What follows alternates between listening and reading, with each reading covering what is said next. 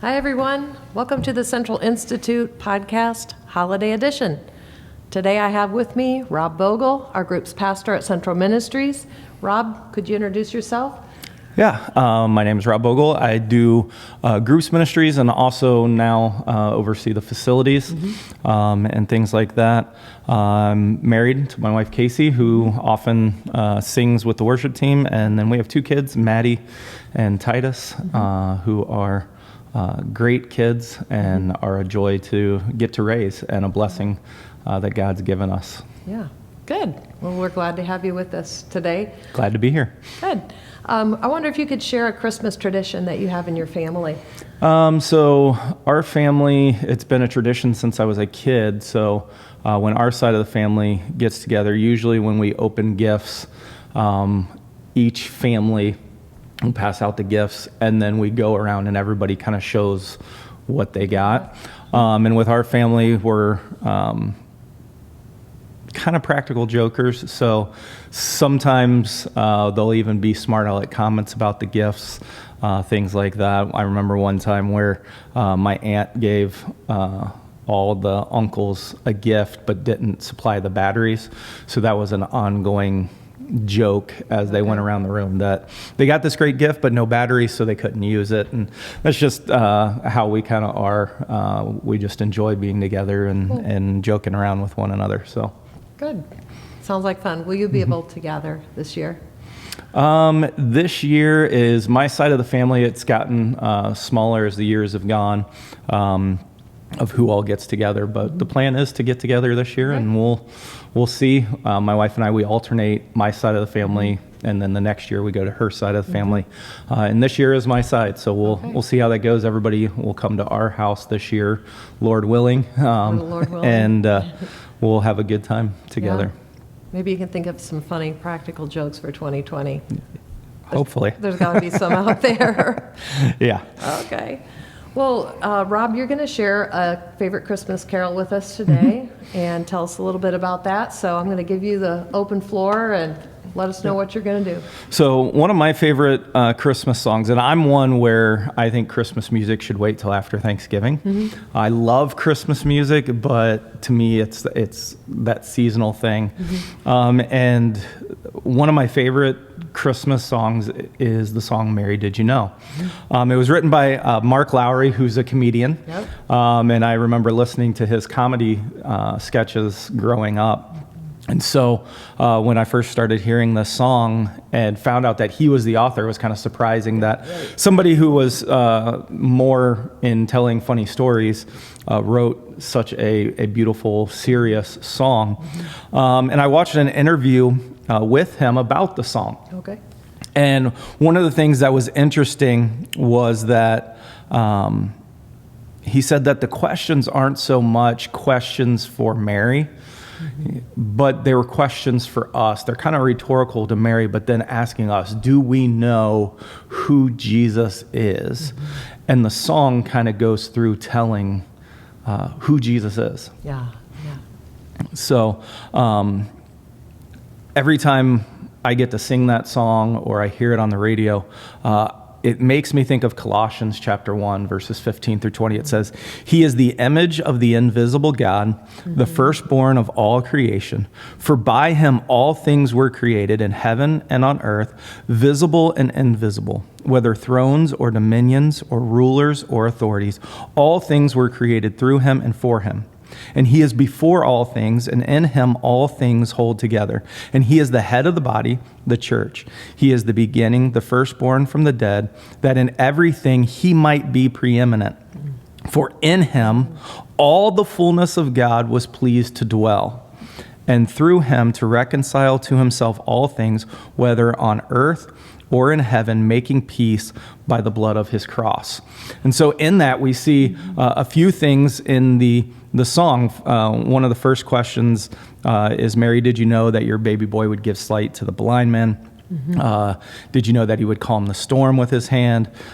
Did you know that he got to walk where angels trod? All these things about God as the creator and being God in the flesh. Yeah. And so there's kind of three things that I think this song teaches us. One, that Jesus is God in the flesh, that God came to dwell with us. And he healed people and he performed miracles. Why? Because he's God. And he loved us. He was willing to confine himself to a human body. He was, the verse there in Colossians says that he was the fullness of God. And so God in the flesh. Second is that he's creator of all. He could heal. He could calm storms. Yeah. He could do all those things. Why? Because he's the creator and he holds everything together. Yeah. Jesus was there at creation. And so when you read the story of him being on the ship with his disciples and the storm comes and they're all scared and he comes up and just says to the wind, peace. And it stops. Yeah. Peace, be still. And it stops. Well, that's because he's creator. He's showing the power that he has in creation. And then the last thing that this song teaches us is that he's our Savior and our deliverer. In verse 20 of that passage, it says, and through him to reconcile to himself all things, whether on earth or in heaven, making peace by the blood of his cross. By the blood of his cross, he's reconciling us to himself. And so as Mark Lowry writing that song, as these questions are being asked, Mary, did you know? Mary, did you know? Mary, did you know? It's kind of rhetorical. Yes, she knew. We know in Luke chapter 1, when the angel came to her, that she was told that Jesus would be great, that he would be called the Son of the Most High. That's God in the flesh. Right. That was God that was coming. And we see that Mary says, her response to this is, I am your servant. Let it be to me according to your word. Do what you want to do, God. Use my life how you want to. So Mary, did she get everything? Maybe not, but she understood quite a bit. And we see throughout the Christmas story how many times it says that she pondered these things in her heart. She carried these things with her. She was watching and she was thinking things through and how does this fulfill what the angel told me? Right. This is what we see for Mary. And so the question, as Mark Lowry said in the interview, is not so much did Mary know, but do we know? Yeah, do we know right. that Jesus is God in the flesh? Do we understand that he's the creator of all? And do we understand that he is our Savior and our deliverer? And so when you get to sing that song, my favorite part of that song is the ending where it says, did you know that your baby is heaven's perfect lamb and the sleeping child you're holding is the great I am? Yeah. And just realizing that the great I am, that name I am, is God's name. That this is God in the flesh that you're holding. Yeah, he's in this little package as a baby in the manger at that moment, but this is the creator of the world you're holding. He's the great I am. And he's come to save the world.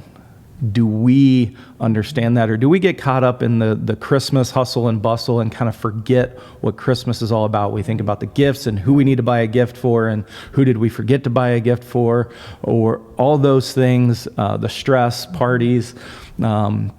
This year, with everything being different with COVID, we can get caught up in all the details and miss why we are even celebrating Christmas. Yeah. And this song kind of slows things down and makes us stop and think and answer these questions for ourselves.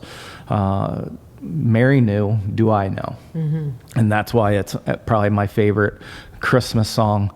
And I love when I get the opportunity to sing it. It's just a fun song to just kind of belt out, especially there at the end when you sing that he is the great I am. I love those profound moments when you're in the middle of a song and you get to that kind of the climax of the song and everybody just realizes, yeah, that's who he is. Yeah. It's pretty cool. And just to sit in that moment and realize, okay, I am celebrating that God in the flesh stepped down from his throne to confine himself to a human body, to live the life that I was designed to live, Right? to die the death that I deserve to die, Right. to pay the price that I can never pay for my sin, and to restore a relationship that through sin I've thrown away. Right. Right. And this is the start of that journey of Christ's ministry on earth, heading for the cross. And so just getting that opportunity to really sit and ponder that Christmas is the start of the greatest story. Yeah. Yeah. That is the Christmas story, isn't it? Yeah. I'm going to put in my vote for you and Casey to sing a duet on that song. I think it would be great to hear that and to sing along. So, Yeah. It's a lot of fun. yeah. Anything else you'd like to share with us today before we close? No, just to remember to take a moment throughout Christmas. There's usually almost every year during Christmas at some point during the day that I kind of take a moment to just get away from everybody else.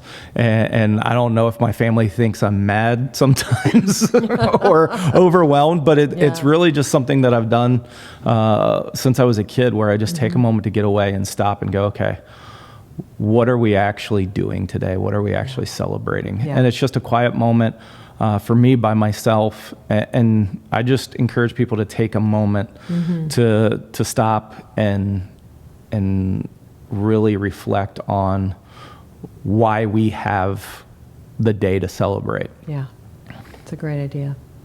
Okay. Well, thank you very much for being with us today, and wish you and your family a Merry Christmas. Merry Christmas to you too. Thanks.